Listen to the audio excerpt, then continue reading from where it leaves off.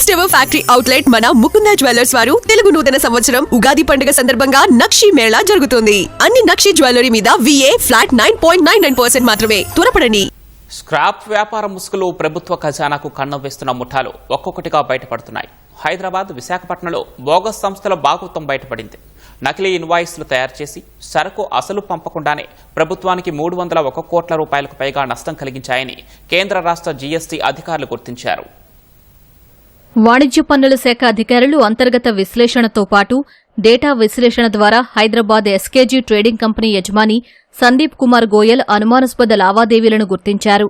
సరుకు సరఫరా చేయకుండా కాగితాలపై ఇన్వాయిస్లు తయారు చేసి GST నిబంధనల కింద దాదాపు 84.15 కోట్ల మేర ఇన్పుట్ ట్యాక్స్ క్రెడిట్ పొందినట్టు అధికారులు గుర్తించారు. దీనివల్ల ప్రభుత్వ ఖజానాకు తీవ్రమైన నష్టం జరిగింది. మరింత లోతుగా దర్యాప్తు చేయగా మరిన్ని విషయాలు బయటపడ్డాయి. ఈ వ్యక్తే HFC steel tubes and valves అనే సంస్థకు యజమాని, విజయ్ ఇండస్ట్రియల్ నీడ్స్ LLPలో భాగస్వామి అని తేలింది. ఈ సంస్థలు అదే తరహాలో నకిలీ పన్ను క్రెడిట్ పొందినట్టు అనుమానించి వాటి GST నమోదులను అధికారులు రద్దు చేశారు. అనేకసార్లు అవకాశం ఇచ్చినా గోయల్ నష్టాన్ని చెల్లించేందుకు నిరాకరించడంతో చివరకు ఆయనను అరెస్టు చేసి న్యాయస్థానం ముందు హాజరుపరిచారు.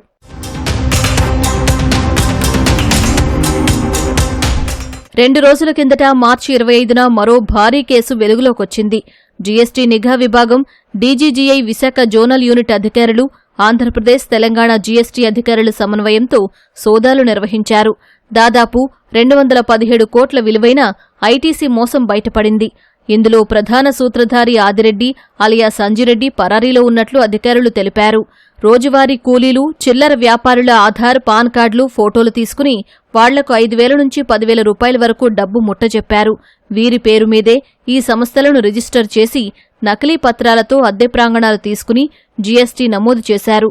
సరుకు రాకపోయినా 1,472 కోట్ల రూపాయల లావాదేవీలు చేసినట్టు చూపించి 217 కోట్ల రూపాయల నకిలీ పన్ను క్రెడిట్ పొందారు. అధిక కేసుల్లో తమిళనాడులోని పెరంబూర్ నుంచి స్క్రాప్ కొనుగోలు చేసినట్టు నకిలీ బిల్లులు తయారు చేశారు. హైదరాబాద్ ఆధారంగా ఇన్వాయిస్లు సృష్టించి బెంగళూరు ఖాతాల ద్వారా డబ్బు బదిలీ చేస్తున్నట్లు ప్రాథమికంగా గుర్తించారు. ఇలాంటి మోసాలు ఇక ముందు జరగకుండా కేంద్ర, రాష్ట్ర ప్రభుత్వాలు అనేక చర్యలు తీసుకుంటున్నాయి.